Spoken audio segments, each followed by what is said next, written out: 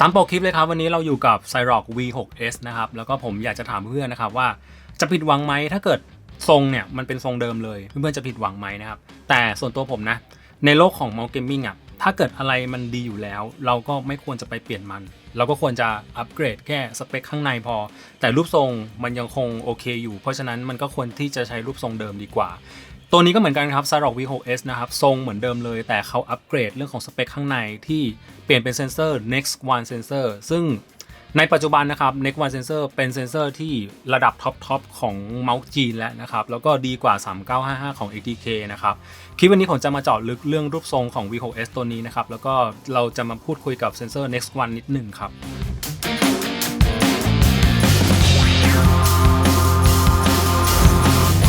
แล้วก็นี่คือหน้าตาของเจ้า Cyrock V6S นะครับอย่างที่ผมบอกไปสีเปิดตัวเนี่ยเขาจะเป็นสีชมพูนะครับแล้วก็วันที่ผมอัดคลิปวันเนี้ยเขามีเปิดตัวสีอื่นๆอีกแล้วนะครับก็คือสีจะเหมือนของเดิมเลยนะครับไม่ได้มีสีใหม่ๆเพิ่มเติมนะครับสีจะเหมือนกับเวอร์ชันแรกเลยเพียงแต่ว่าเขาก็ปรับมาเป็นเวอร์ชัน V6S นะครับเรื่องรูปทรงมีความเหมือนเดิมเลยอันนี้รุ่นก่อนนะ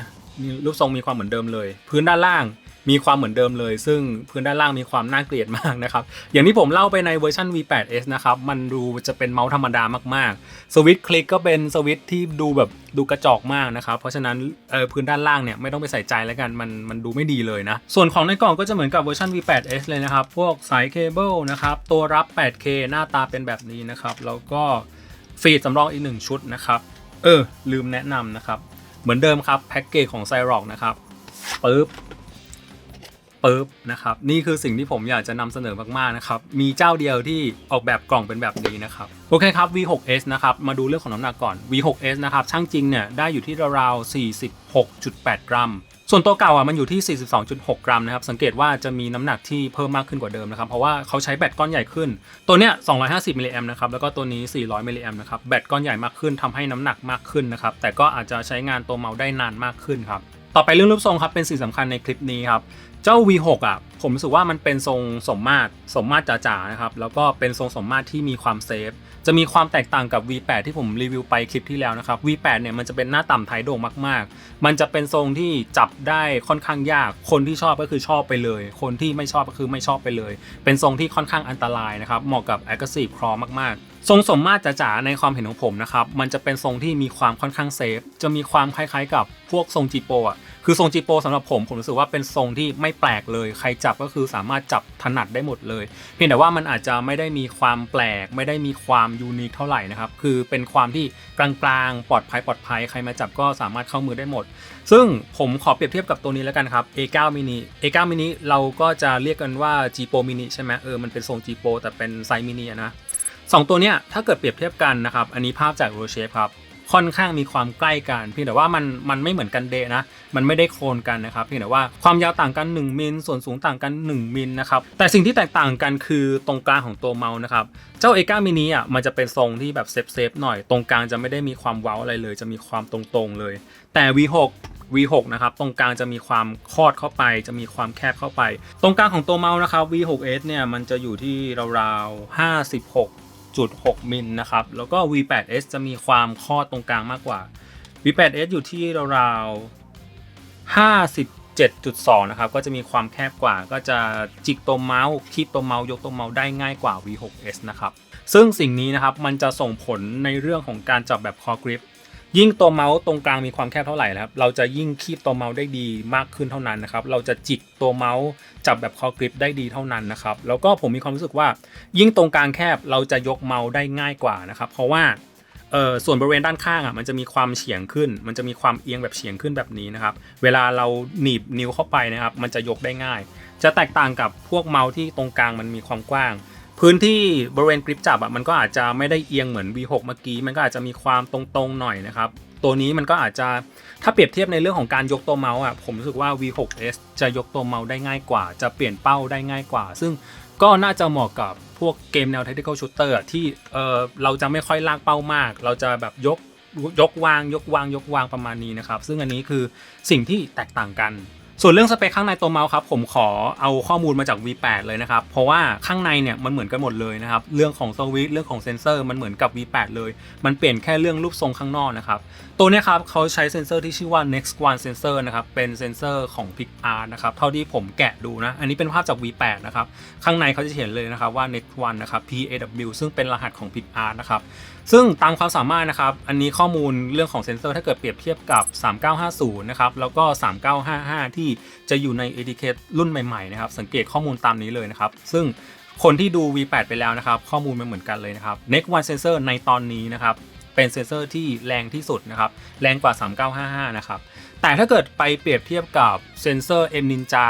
2 ของ Sora V3 นะครับตัวนั้นน่าจะแรงกว่า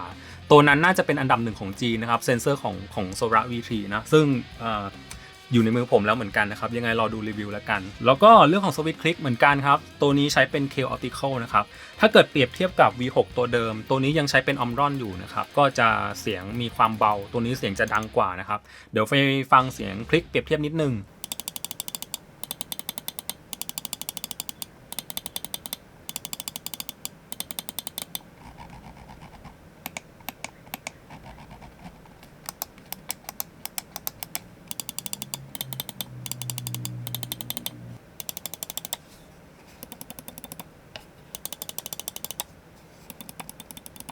เรื่องของซอฟต์แวร์ครับผมขอผ่านไปไวๆแล้วกันนะครับเพราะว่าเคยเล่าไปในตัว V8 แล้วนะครับก็จะมีแค่หน้าเดียวครับ DPI สูงสุดอยู่ที่ 50,000 Frame Rate สูงสุดที่ 8,000 นะครับแล้วก็ Liberty Tan อย่างที่บอกมีให้เลือกแค่ 5 ค่านะครับอันนี้ผมก็ยังไม่ได้คำตอบเหมือนกันว่าทำไมเซ็นเซอร์ใหม่ๆแบบนี้ถึงมีให้เลือกแค่ 5 ค่านะครับแล้วก็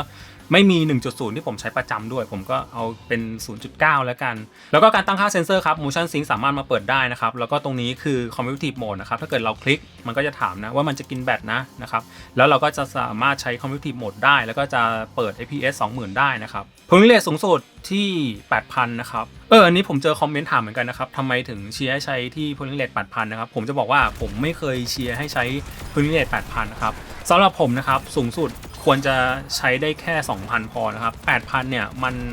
มันอาจจะดีก็จริงแต่ส่วนตัวคนรีวิวไม่แนะนำให้ใช้นะครับหรือว่าถ้าเกิดใครที่คิดว่าคอมตัวเองไหวหรือว่าชอบความเสถียรความเนียนของเป้าก็จะใช้ 8,000 ก็ได้ไม่เป็นไรนะครับแต่ส่วนตัวคนรีวิวคิดว่า 2,000 น่าจะเป็นค่าที่แนะนำสุดแล้วความรู้สึกในการใช้งานครับ2ตัวนี้ครับ V6 กับ V8 นะครับถ้าเกิดจะ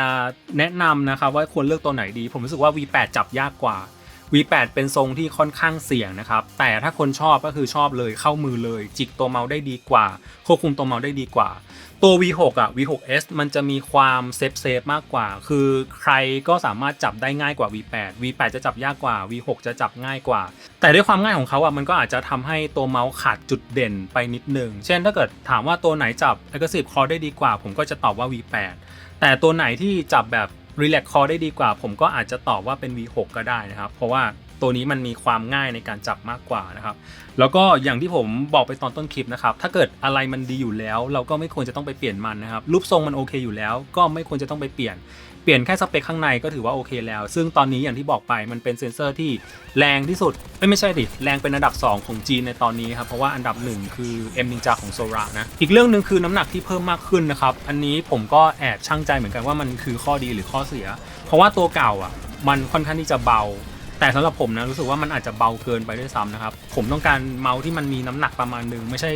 เป็นเมาส์ที่เบาหวงเหวงขนาดนี้ครับการที่เปลี่ยนแบตแล้วทำให้น้ำหนักเพิ่มมากขึ้นอันนี้ผมไม่ได้มองว่ามันเป็นข้อเสียอะไรนะอีกเรื่องที่อยากจะเล่าคือเรื่องของราคาครับซึ่งเพื่อนๆสามารถหาซื้อได้ราวๆพันปลายถึง 2,000 ต้นๆนะครับในลิงก์ที่ผมทิ้งไว้นะครับขอพูดนี้ดีกว่าเมาส์ Cyrock V6S กับ V8S นะครับน่าจะเป็นเมาส์แค่2ตัวที่ใช้เซ็นเซอร์ Next One เซ็นเซอร์ระดับต้นๆของจีนแต่ราคาบัดเจ็ตราคาประมาณพันปลาย 2,000 ต้นๆคิดว่าน่าจะเหลือแค่2ตัวนี้แล้วล่ะถ้าเกิดใครอยากสัมผัสความล้ำของเซ็นเซอร์ Next One ครับผมคิดว่า2ตัวนี้น่าสนใจมากส่วนจะเลือกตัวไหนอันนี้แอบตอบยากเหมือนกันผมไม่รู้จ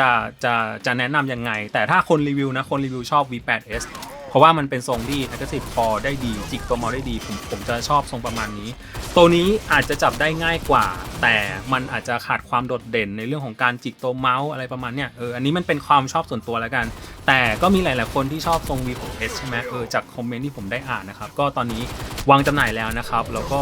สีคิดว่าสีอื่นๆน่าจะตามมาทีหลังนะครับหรือว่าถ้าเกิดใครที่เกียจรอครับตอนนี้สีชมพูวางขายแล้วนะครับไปช้อปปิ้งกันได้ในลิงก์ที่ผมทิ้งไว้นะครับก็นี่คือทั้งหมดของคลิปรีวิว Cyrock V8S แล้วก็ V6S นะครับการอัปเกรดในเรื่องของเซ็นเซอร์ข้างในครับถามผมนะผมไม่ได้ว้าวมากนะครับเพราะรู้สึกว่ามันค่อนข้างที่จะธรรมดาไปนิดนึงรูปทรงเดิมโอเคแล้วเพียงแต่ว่าอาจจะปรับปรุงให้มันมีความแข็งแรงมากขึ้นเรื่องของสวิตช์ให้มันมีความแตกต่างจากเดิมมากขึ้นไหมใช้เป็นสวิตช์แมกเนติกไหมเซนเซอร์ Next One มันเปลี่ยนอันนี้โอเคแล้วนะครับเพียงแต่ว่าส่วนอื่นๆมันยังสามารถอัปเกรดได้อีกอัปเกรดด้านล่างของตัวเมาส์ให้มันมีความน่าสนใจมากขึ้นอีกก็ได้เปลี่ยนเป็นสวิตช์แมกเนติกก็ได้เพียงแต่ว่าตอนนี้เขายังอัปเกรดแค่นี้ปรับปรุงแค่นี้ก็ถ้าถามผมนะเปรียบเทียบกับราคาที่เราเจอเนี่ยผมคิดว่ามันค่อนข้างคุ้มนะจ่ายไปเท่านี้แล้วได้เซ็นเซอร์ตัวใหม่ล่าสุดจากจีนผมคิดว่าก็ค่อนข้างโอเคเหมือนกันแล้วก็รูปทรง V6S V8S หลายๆคนเคยจับรุ่นแรกมาแล้วมันเหมือนเดิมเลยนะครับเพียงแต่ว่าปรับปรุงให้มันดียิ่งขึ้นก็ถือว่าน่าสนใจพอสมควรนะครับน่าเสียตังค์พอสมควรแล้วก็แน่นอนนะครับเรื่องแพ็กเกจเราจะได้แพ็กเกจแบบนี้ครับ